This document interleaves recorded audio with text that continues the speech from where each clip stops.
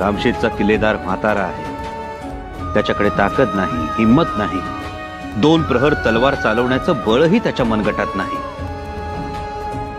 पण कविराज हे सगळं जरी नसलं ना, तरी त्याच्याकडे एक गोष्ट आहे, अपार निष्ठा, स्वराज्य निष्ठा.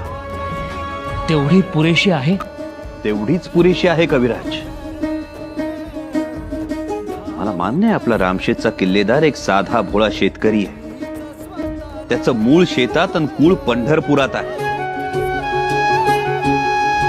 पण एक आहे कविराज, आपला किल्लेदार जरी वयस्कर असला ना, तरी तो बाभळीच्या गाठीसारखा टणक आहे, खैराच्या खोडासारखा पिळदार आहे.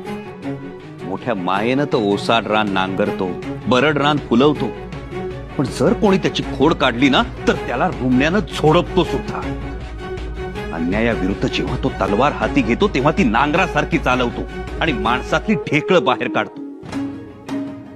उभ्या पिकावर आलेल्या पाखरांच्या थव्याला गोफणीत भरून मऊ ढेकूळ मारल, उगाच भ्या दाखवण्यापुरता.